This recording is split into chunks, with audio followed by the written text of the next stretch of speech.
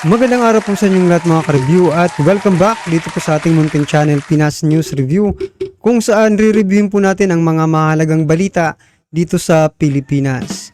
Mga simpleng komento sa mga issue dito sa Pinas. At ito nga mga ka-review natin, no, Kongreso tuluyan ng tatanggalan ng prangkisa ang SMNI mga ka-review natin, no. Talagang medyo masaya ngayon ang Makabayan Black mga ka-review natin sa pamumuno po ni House Speaker Romualdez mga ka-review natin, no? Kasi alam naman po natin na itong SMNI mga ka-review natin ay talagang number one na nagdi-disseminate ng information, no? About po dito sa mga makakaliwang grupo. Ini-expose po nila yung mga gawain, no, ng mga makakaliwang grupo mga ka-review natin sa pamamagitan po mismo ng mga kadre, no, na kusang loob na bumalik sa ating gobyerno. No, yan mga ka-review natin, patungkol po riyan ang ating aalamin mula po rito sa channel ni Taong Kalye. Yan mga ka-review natin, nasa description po ang full video link ng balitang ito. Subscribe na po kayo kaya Taong Kalye. Yan mga ka-review natin, no? At kung bago ka pa lang at di pa po nakapag-subscribe sa ating munting channel, please don't forget to subscribe at i-click na rin po ang bell notification para updated ka po sa lahat ng ina-uploads nating reaction video. At eto na nga mga ka-review natin, wag na po natin patagalin. Sama-sama at sabay-sabay po natin pakinggan, panoorin at bigyan ng reaksyon ang balitang ito. Eto na po. Iimbestiga na ng komite ng House of Representatives ang Sunshine Media Network Inc. or SMNI sa ulat na ipinalabas nito na nagsasabing mayroong 1.8 gitling BILYONG travel fund si Speaker Ferdinand Martin Romualdez. Ang mosyon para sa imbestigasyon ay garawa ni Lanao del Sur Rep. Zia Alonto Adiong sa plenaryo nunang Martes kasunod ng privilege speech ni Quezon Rep. David Suarez. Sa kanyang talumpati, inilarawan ni Suarez na fake news ang ulat ng SMNI sa umano'y travel fund ni Romualdez. Nanawagan siyang legislative inquiry sa usapin bilang bahagi ng function ng plenaryong ginawa ng House Committee on Legislative Franchises. Itong ipinalabas ng SMNI sa itong fake news. Hindi ito totoo. This report released by SMNI, it's fake news. It's not true. We demand immediate retraction and apology from those spreading fake lies. Furthermore, we are exploring other options upang panagutin ang kampanyang ito ng pamumura, sabi ni Suarez. Ito ang aalamin natin sa video na ito. Kung bago ka lang sa aking YouTube channel, baka pwede makahingi ng like at subscribe at click mo na rin ang notification bell para updated ka sa aking nilalabas na bagong video. Salamat po. Pakinggan natin si Madam Maharlika. Ngayon, mga kababayan, November 18, nung sinabi ko sa inyo na ang layunin ni Tambaloslos ni Martin Romualdez na buwaka ng ina ay kontrolin ang mainstream media, which is nakokontrol na nila ngayon. Kasama si Lisa, lahat silang magpamilya. 10 ng pamilya nilang Jejemon ay kinokontrol nila ngayon. Kasi nga, diba, gusto nilang i-de-platform ang SMNI dahil nga si Pangulong Duterte, yan na lang ang media na nagbibigay sa kanya ng platform para i-air yung saloobin ng former president. And also kung ano yung nalalaman niya.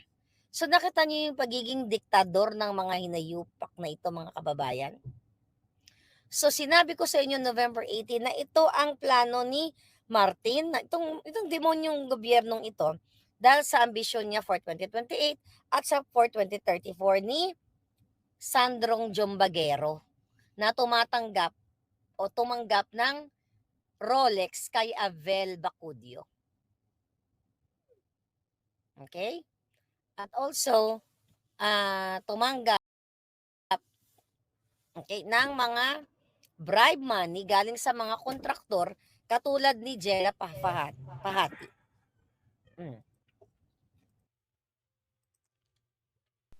So yan po mga ka-review natin, no? Yun po pala yung dahilan kung bakit maghahain po sila ng resolusyon na para tanggalin po ng prangkisa ng SMNI. Yun daw po ay fake news yung sinasabing tungkol kay Romualdez mga ka-review natin, di ba kanina sinabi po. So ang opinion ko lang dito mga ka-review natin, no? For example, fake news nga yun talaga mga ka-review natin. Paano yung ibang media mga ka-review natin?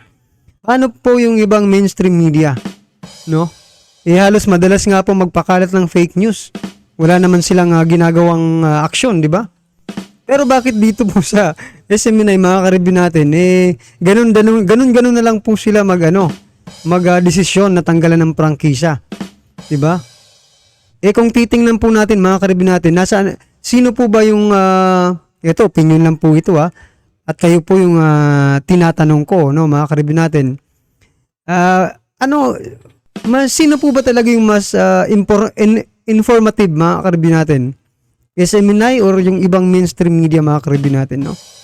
Kasi dito sa SMNI mga ka-review natin, tinatalakay talaga nila yung mga issue ng ating bansa, lalo na po itong about dito sa mga makaliwang grupo mga ka-review natin, no? Na talagang pinaglalaban po nila. Ang akin lang mga ka-review natin, medyo napaghahalataan na itong kongreso Una, kinampihan po nila yung Makabayan Block, no? Doon po sa pagpapatanggal nito, no, ng CIF ni Vice President Sara Duterte, di ba? Tapos ngayon mga ka-review natin, alam naman po natin na mga ka-review natin na kung sino po talaga yung kalaban ng SMNI, di ba? Itong mga kaliwang grupo mga ka-review natin, yung po talaga yung di ba? At alam din po natin na ang SMNI ay yung Makabayan Block, supporter po yan. Di ba? So ngayon, mapapaisip ang taong bayan. May nag-comment nga po ba? Hindi na daw right choose ang mga ka-review natin. Hindi na right choose ang Kongreso, ang House of Representatives.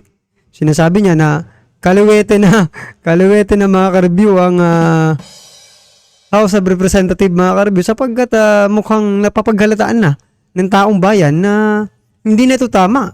Kung sino tuloy yung nagtatanggol sa karapatan ng mamamayang Pilipino, kung sino tuloy yung nagbibigay ng impormasyon na para maiwasan ng ating kabataan, no? Ang mapunta sa kabundukan, mga ka-review natin, yun pa tuloy yung tatanggalan ng prangkisa, di ba? Yan nga po mga ka-review natin hindi lang naman, kayo po ba mga ka-review natutuwa kayo dito sa ginagawa ni hindi sasabihin na lang natin na ginagawa ito ni House Speaker kasi 'di ba? Sinasabi nga na lahat ng galawan diyan sa House of Representatives mga ka-review natin may basbas po yan ni Speaker Romualdez. No? Kung hindi niya rin alam to mga ka-review natin paano ba yan? Meron tayong speaker na walang alam? Imposible naman yan mga ka-review natin, no? Hindi naman siguro gagalaw ang mga ito kung walang basbas ng speaker. Talaga. Siguro ko masayang-masaya ngayon itong sila Castro, Raul Manuel at Brosas, no? Diyan sa mga ginagawa ni Speaker Romualdez mga ka-review natin, no? Pag ito natanggal ang SMNI mga ka-review natin, marami po talaga ang di ba? Parang nagsisibalikan na talaga mga ka-review, no? Nung isipin nyo na parang nagsisibalikan na yung panahon ni Pinoy 'di ba? Yung mga dilawan nagsulputan, ngayon tinitira naman yung mga antay sa communist, 'di ba? Mga ka-review natin. Medyo napapaisip tuloy tayo kung ano ba, bumabalik na ba tayo sa dati? Bumabalik na ba tayo sa pagiging dilawan ulit mga ka-review natin? Kayo po ba? Anong palagay nyo? Ngayon, mga kababayan, dahil tayo, okay, tayo ay, nagkikriticize, sinasabi natin, tingnan mo, bago pa in-report ng mga media, naunahan ko na, November 18, sinabi ko na to sa inyo. Ano ang gagawin nila? Ang purpose ay para ibagsak si Inday Sara Duterte. Ngayon, pag nagwagingan naman sila, which is hindi sila magwawagi, pag binagsak si Inday Sara Duterte, mamamayagpag ang kanilang lahat ng pananakot. Ulit-ulitin natin, pananakot sa taong bayan, ultimo sa mga LGU na tinatakot nitong gobyernong ito dahil even in the past barangay election, si Sandro Marcos ay pinunduhan yung mga barangay doon na officials na magagamit nila sa mga susunod na halalan. May mga nag-message sa atin ng mga taga Ilocos na nagbigay sila ng mud-mud ng pera si Sandro doon na galing sa pera ng bayan, coming from the budget of the Filipino people. Itutumba nila lahat ang mga kritiko nila. This is Oplan, eliminate the enemies. Ito yung pinag-usapan natin. And now, here's the SMNI. Ngayon, mga palangga. Alright? So yan mga karibin natin, coincidence lang po ba itong nangyayari o talagang sinasadya nila? Kasi di ba si dating Pangulong Duterte, may programa po dito sa SMNI mga karibin natin na kung saan nilalabas niya yung mga, di ba, yung kanyang opinion patungkol po sa gobyerno ngayon, no? Alam naman po natin na hindi po lingid sa ating kaalaman na medyo nagkakaano, di ba? May hidwaan nga po or may something, no? Ang relasyon ngayon ng mga Marcos at Duterte, lalo na yung Romualdez, mga karibin natin na, di ba? So ano ba, tinitira ba nila ang SMNI dahil nandyan po ang mga Duterte sa SMNI, mga karibin natin? Posible rin, no? Kasi talagang target nila target po nilang pabagsakin, no? Durugin ang mga Duterte. Yan, kapag nawala po ang SMNI, wala na pong medium ang ating dating Pangulong Duterte na makapagsalita pa, no? Pero hindi yan for example, mawala ang SMNI, mga karibin natin, marami namang marami pa rin pwedeng gamitin para maging way of communication ni Pangulong Duterte or ng mga Duterte sa taong bayan. No, nandiyan po ang social media platforms na pwedeng gamitin ng mga Duterte, no? At wala pong makakapigil diyan, mga karibin natin. No, hindi gaya noon na talagang may sisikil sa yung karapatan na makapagsalita. Ngayon po wala na, mga karibin natin, sapagkat may internet na po tayo. No, may mga social media platforms na po tayo na pwede natin gamitin at malaya po tayong makakapagsalita. As long as hindi po natin 'di ba? As long as 'di ba? Hindi tayo nakakasakit ng ibang tao. Yan, mga karibin natin, no? Pero yung iba talaga tinatamaan kaya nasasaktan, gaya nga po ni 'di ba?